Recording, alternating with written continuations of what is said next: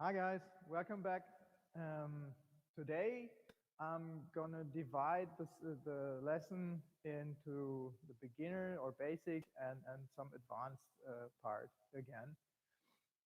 The beginner part will be about levels of stand-up and level changes. And those level changes are really important in MMA because they uh, decide or they determine how mobile you are, how much you can pose a threat to shoot um, and stuff. And those levels, well, in the MMA version that I teach, I divide into three levels. I'll show it. The upper level, the high level, is just slightly bent knees, almost straight spines, and just like a little bit crouched, a little bit deeper. Then the medium level is a little deeper. Like if I would punch straight from that position, I'll hit the chin. If I punch straight from here, I hit the upper chest region, upper sternum. And if I go from the medium to the lower stance, then I would probably hit straight to the solar plexus. Those three levels make a big difference in my ability to punch uppercuts or, for example, to shoot. And so it's really nice if you can consciously switch between them and lower and lift your center.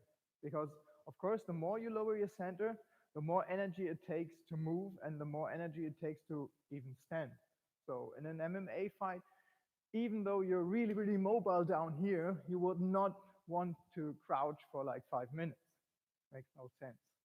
Okay, long story short, we start with the normal stance, normal height, basic, high level, and we punch a 1 and a 2. 1, 2. Not at full speed at all. We're just warming up and we're just trying to use the warm up for technical advancement. 1, 2, here. 1, 2. Simple, basic height. Now we go to the medium level and we do the same. Here, 1, 2. And then we go to the lower level and still punch the 1, 2. When we do this, it's really important if you're if you want to use that depth, that lowered position effectively, it's really important that you stabilize your knees, that the knee is not dropping inside or also not turning outside. Because if I turn my knee outside, you can see it when I'm frontal here. When my knee turns outside here, I'm losing my spring. I'm not able to charge quickly or even to punch hard. So watch my knees as I do it frontally. I'm up here, the upper level. Then I switch to the medium level. And see, I'm still stable, using my hip here. And in the lower level, same thing. Yeah? I'm punching here and here and here and here, and I'm stable. All right? I know it's a little harder than it looks because I have quite some practice in this. So let's switch stances. Same thing. I'm punching up here, going for medium level, punching here, going for lower level, and still balancing myself, bringing my hip into every punch here. All right. Now that this is understood, we do this as a drill. We punch 1, 2, 1, 2, 1, 2, 1, 2, and 1, 2. Yeah? Up, medium, low. Up, 1, 2, medium, 1, 2, low, 1, 2. Medium, 1, 2, and up. And again, up, medium, low, medium, up. Up, medium, low, medium, up. Okay, That was quite quick, quite fast, not for beginners at all. Just if you want to practice, if you have already enough technique and experience, then you may practice this quickly while I explain it to the guys who are not that experienced. Now we do it slowly. I'll switch back to the normal stance. I'm punching one, just the jab. From the hip, accelerating from here. And then I punch the two. Also accelerating from the hip, using my back leg to push. Now I lower my center to the medium level, driving my next punch from here and from here. Then dropping to the lower level, punch and punch. Up to medium level, punch, punch. High level, punch, punch. Up here, jab, straight. Yeah? While I have my hand extended, I lower my level. Medium level, jab, straight. Low level, jab, straight. Medium level, jab, straight. High level, jab, straight. All right. I'll change perspective for you guys. And high level, jab, straight. Medium, low, medium. Yeah. It's a very, very good exercise to warm up because lowering your center and lifting your center is obviously using your whole body weight and doing a kind of squat. And also you can train technique while you're warming up. I'm always a very big fan of using warm-up already technically precise and for technical training and not like just push-ups or running in a circle or something. Okay, again, your normal basic preferred stance and 1, 2, medium, 1, 2, low, 1, 2, medium, 1, 2, and 1, 2. All right, and again, medium, low, medium, high, and once more, medium, low, medium, high, and switch stances.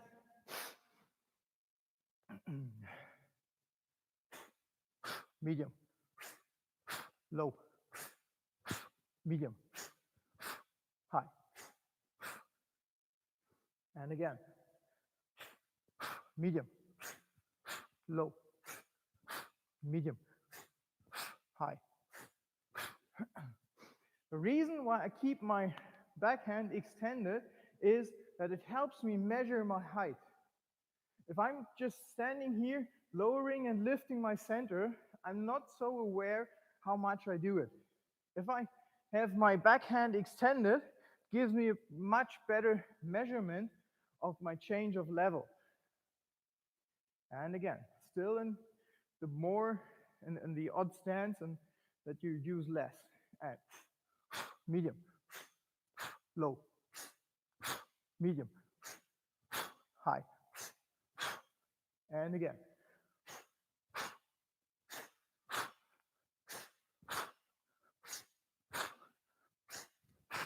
All right.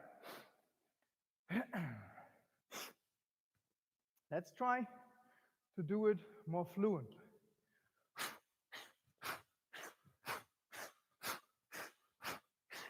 And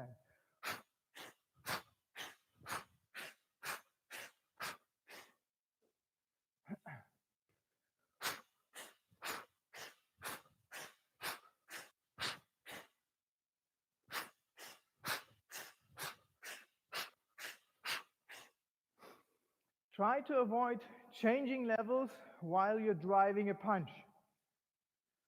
In between the punches, I'm doing this, 1, 2, yeah, I'm punching, then I lower my level. If I would only do it with a jab, I would punch and then lower the level, and not lower the level while punching. That takes a lot of power out of the punch. We don't want that. Okay. Few more repetitions. Now back to a slower level. 1, 2. Lower level for medium. 1, 2. From the hip. Lowest level. 1, 2. Medium level. 1, 2. High level. 1, 2. And again. 1, 2. Lower. 1, 2. Lowest. 1, 2. Medium. 1, 2. High. 1, 2. Switch stances. Medium. No, I wanted to slow it down. Here. Yes. It gives you making yourself aware about your center of gravity and your level, your height of fighting. Is really, really helpful, guys. Many fighters are not aware whether they are highly raised up straight or slightly more crouched or anything. But it makes a difference to their ability to move and to hit and to charge. And so being aware of that with yourself or watching your opponent can really, really help you to control a fight and to read an opponent. So last time. 1, 2, low. 1, 2, lowest. Medium. And up. All right. So that said, if you repeat it with me, I guess you should be warmed up now. That said, those levels are very important in elbow strikes too, which is my second part today. In MMA, there are almost all elbows allowed. There's one exception with a very interesting and strange story. Elbows from 12 to 6, from up to down, are forbidden in MMA, still in the modern international rules, in the unified rules. And maybe you do your own research. The story behind it is really funny. But it's simply like that. You're allowed to do all those elbows, all this, straight in, but not 12 to 6. All right. So we go through most of the other elbows. I'll leave the spinning ones out for today. Elbow strikes are similar from the components of acceleration and from the movements to fist strikes. Always be aware that whereas a fist strike, a hook, an uppercut, even a straight punch, there is an elbow matching it, just in a different distance. It's not so much the other way around, because there are some elbows that are useful in MMA that have no equivalent punch, because they are only useful in infight. Anyway, we start with the basic elbow, which is a rounded elbow inside. That's probably the most common and most frequently used elbow strike. Mechanically, it matches a hook. Yeah? No matter if it's the hook with the front leg or the hook with the back leg. It matches the hook. The slight difference is that normally with the elbow, you use your body weight more. And here comes the level change. When I'm striking, let's assume I stand in the ordinary stance. When I'm striking an elbow strike, other than a hook, I lift it quite high. I do this in order to bring this axis here with my body weight into the punch, into the strike here. Also, as elbows are obviously used in very, very short distance, always be aware where your other hand is. There are different solutions, but try to avoid dropping the other hand. It leaves you very vulnerable, very open, because if you engage in a half-distance fight with elbows and probably knees, things turn out to be very quick and to be very devastating also. So, the normal right elbow strike, I lift my elbow, watch from the side. I'm not retracting, I just lift my elbow here. And while I lift my elbow, I slightly tilt my shoulder belt. Yeah? I lift my elbow, slightly tilt my shoulder belt. So there's a line from that shoulder to that elbow diagonally. And then when I strike, when I push in here, then I rotate, same as I would do with a hook.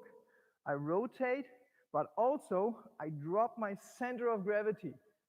For example, from top level to medium level, here. Or if I'm already crouched and I do this from medium level to low level. Depends how my opponent is positioned.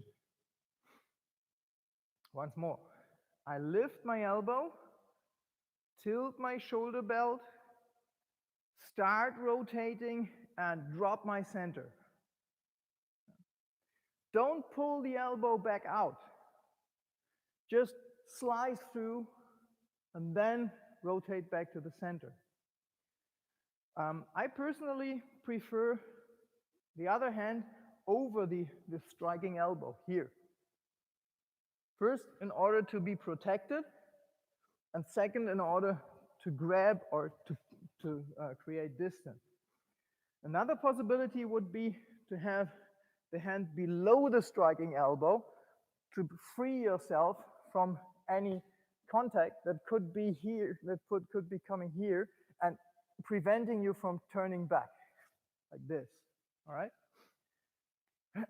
So, lifting, tilting, starting to rotate, lower your center, and turn back to the center.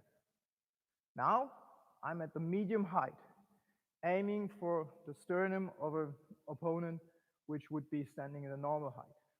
All right, and lift, tilt, rotate, drop, and come in.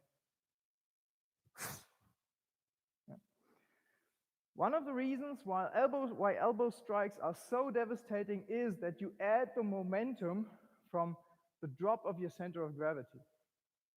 And even if the elbow is blocked completely, if your opponent is protecting himself or trying to stop the elbow, there is so much power behind those that normally you would push him out of line.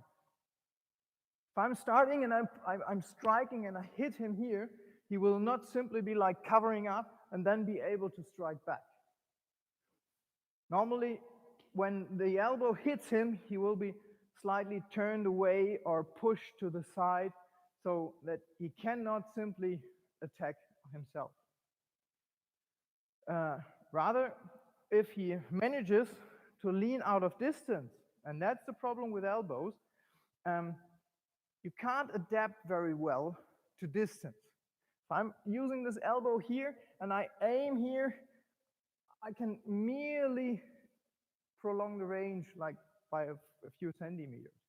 So if somebody realizes that the elbow is coming and he's just leaning back like this and lets you pass with your elbow, then you have to be in balance. That's so important. If I commit too hard to the elbow and I stand like this, before I can readjust myself, I will be overwhelmed. So always make sure that you stay in good balance. Here, here. From this, yeah.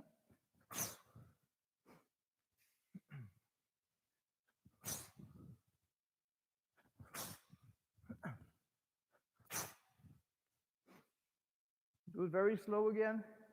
Lift, tilt, hit, and be in balance.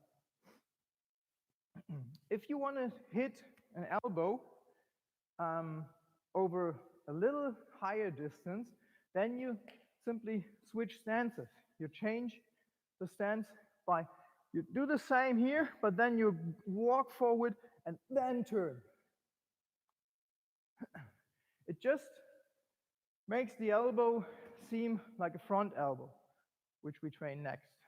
So I can either have this elbow here, or from here, walk, and then do the same thing. Important is that you have your balance after.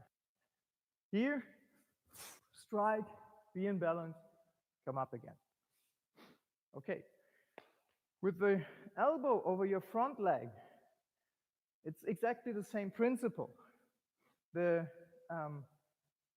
start to lift my elbow, to tilt my shoulder belt, and then, like with the frontal hook, I slightly turn my front leg here in order to push from the hip again, from here. Very common mistake here is to just drop the hip. Here. This is the main reason why the frontal elbow strike, the round strike, is considered to be not that strong. It is really, really strong. It's devastating. If I do this here and I push from here, it's a really, really hard strike. But often it's done like with an instability in the front leg. If you avoid this, it's a really, really hard strike. So I lift my elbow, tilt my shoulders, and then come to push from here. Then I rotate back, immediately being able to walk, or even to retreat. Here, here, I see, oh no, that's not it. Yeah? So, lift, tilt, strike. Let's do both the elbows alternating now. Here, strike, go in. Here, strike, go in. Always imagine your own center line to be the opponent.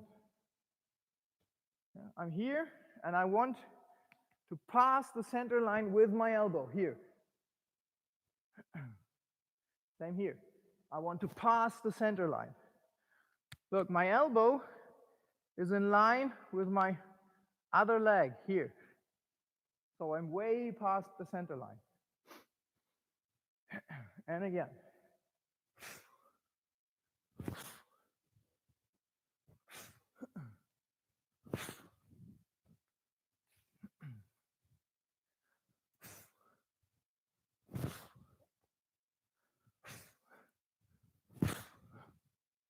All right?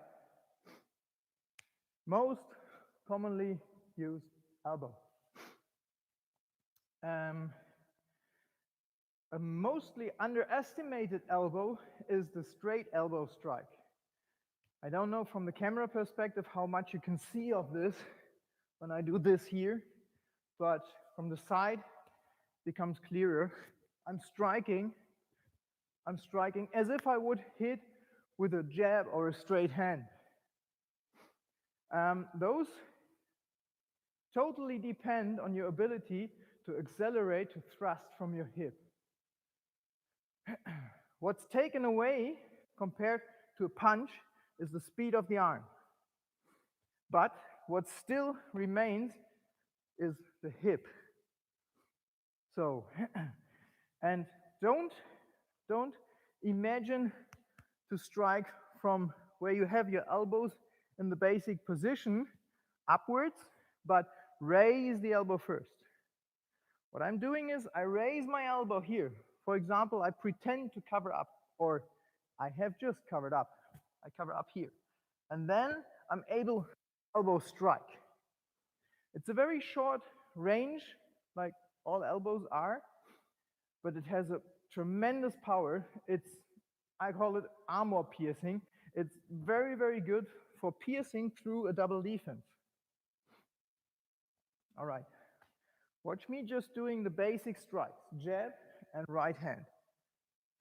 And jab, right hand. Jab, right hand. And now I'm using my elbows.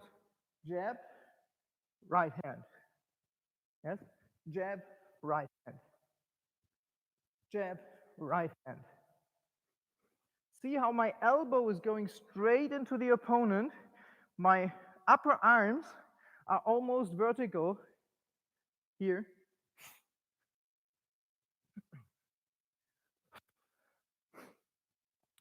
The reason why elbows still are very much underestimated in MMA is that they are hard to train in sparring. Because if you spar with elbows, then it's a huge responsibility for both fighters involved. Because if you punch with a fist, between like a bloody nose and a broken nose, there's a big difference in the effort you put into it. Because you have the arm, which you can relax or make stiffer or shorten the distance. But as those elbows have a shorter range and are done directly from the hip, the difference between I didn't hit at all and I broke his nose, cut his eye or whatever is minimal. So when you practice with elbows, either always use elbow protectors, which is not very helpful for the ground fighting if it's involved, or only spar in a slow pace, or if both fighters are really, really experienced and know what they're doing and have their egos under control. So, back to business. Elbow strike from the front hand here. Here. I think should be pretty obvious that I'm using my body to strike straight ahead with the elbow. If my upper arm is retracted like here, covering up, or is open here, I don't mind. Depends mostly on your intention. If you do it from a defensive move like this, totally fine. If you want to strike and then maybe you go for grabbing something, then you will already extend the arm a little. But arm is not supposed to be extended more than vertical, because then there's no, literally, there's no point. Yeah. If I extend the arm more than this, then I don't hit with the point of the elbow, but I slide with the whole, with the bigger part of the bone, which makes the impact much, much less. So again, strike, strike, strike, strike, strike, strike.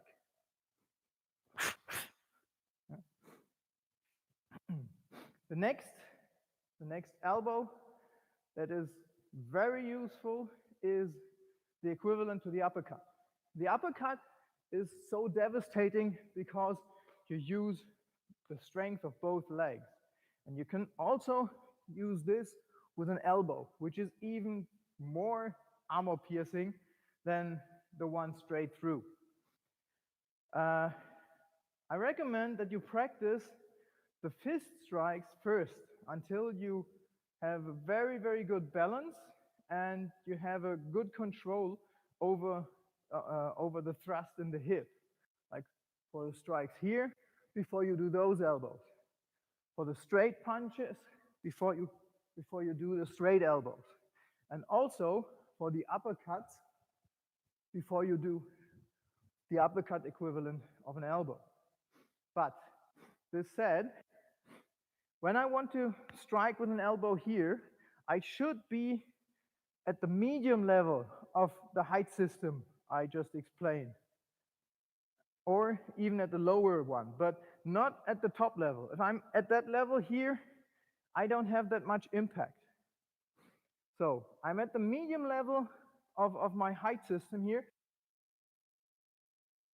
pushing the hip forward, rotating and lifting my center of gravity here.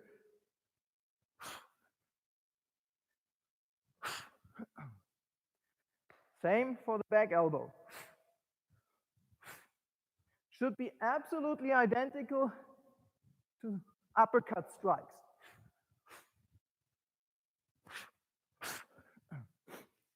Yes? If you use those elbows here, they are very, very useful. If you make your opponent believe you're about to shoot. Because normally, if you fight and you lower your center of gravity and you advance, your opponent will assume you're going for a shot or a clinch. So many will open their defense in order to stop your charge. And even if they just defend and crouch in order to match your height, it gives you the opportunity from here to strike with an upward elbow inwards. Yeah? So back to technique. I lower my center to the medium level, which I normally do, or which I normally hide by punching and lowering the level, already standing at that level. And then I come up, rotate, and strike.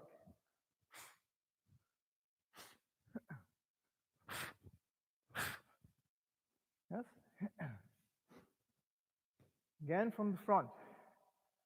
Lower my center, turn and lift, and I strike here. Again, lower the center, turn, lift, and strike. My other hand is still waiting for potential counterattacks or problems that I could encounter here. I still have my elbow close to my body, my hand defensively close to my face. If I have to use it to deflect something here or to clear my elbow, we don't know. Here, here. Watch my hand. Here's my hand.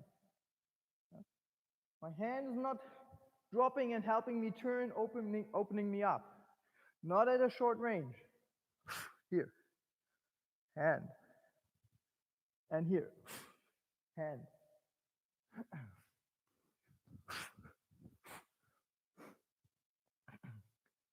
Crouch. Punch. Punch. All right.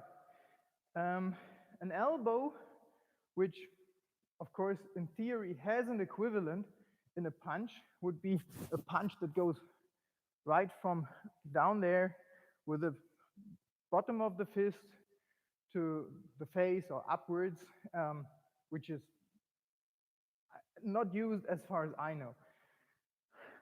But the elbow from there makes sense. For example, if I started and hit with an elbow or tried to hit with an elbow here and I didn't, I can of course come up with an elbow here, which would be a very common solution. But I can also use the same elbow up again. I just dropped my center with that strike here. I dropped my center from the upper level to the medium level. Again, try to pierce through defense or simply to hit, striking upwards under the chin, for example. Also very good to the sternum, to the chest. I tried to hit here, I missed. Opponent is still close, is trying to charge in. I come up here. Watch as I turn my hip again. Yeah, very important. I raise my level, I turn my hip. So I give the elbow devastating power. If it was my back elbow, for example, here I stroke and then I come up again here. Watch my center of gravity lifting, me turning here, but still pulling the elbow straight in the center line, assuming my opponent's there. Here, here.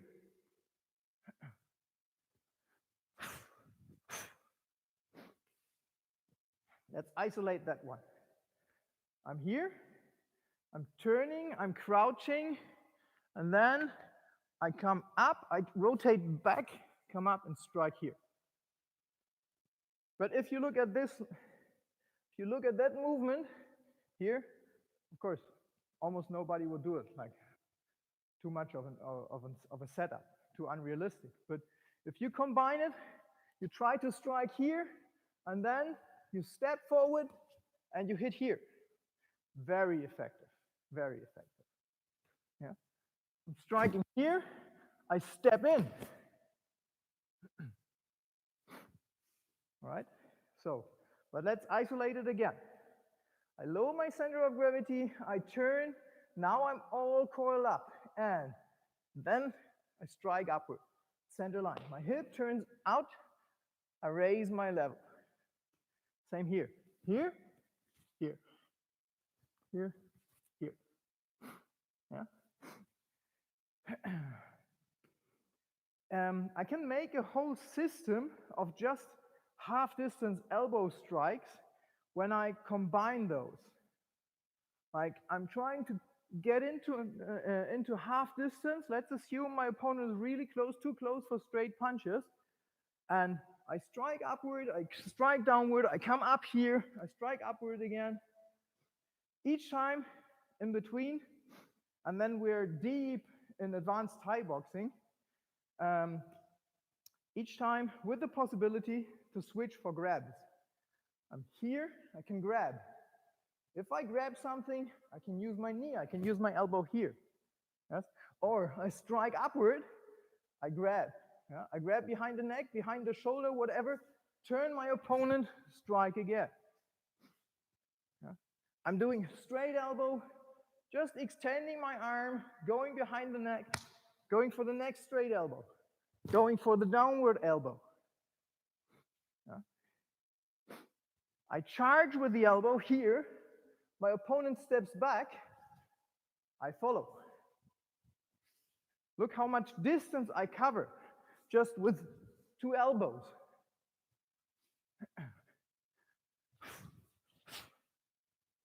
Yeah. And from here, of course, I can shoot. I can go in. Yeah. I step in here. I can do different things. I'm all coiled up here. I can even kick. Mix it up. That's why it's so important to stay in balance. Okay. That was quite a bit, I think. I'll just repeat the basics of the techniques once more, as you can watch the stream after again, so if you need some explanation.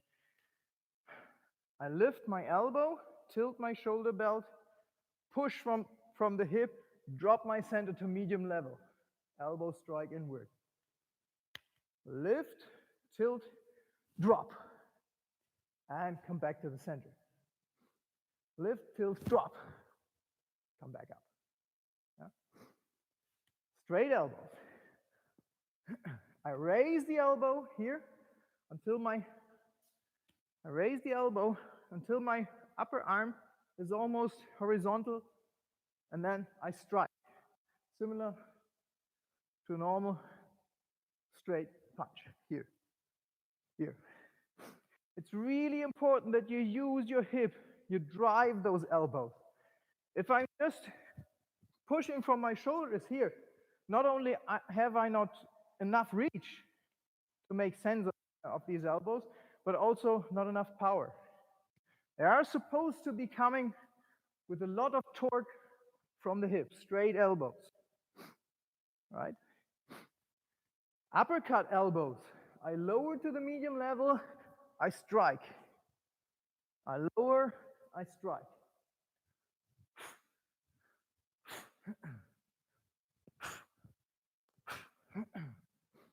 And finally, the lifting elbow here.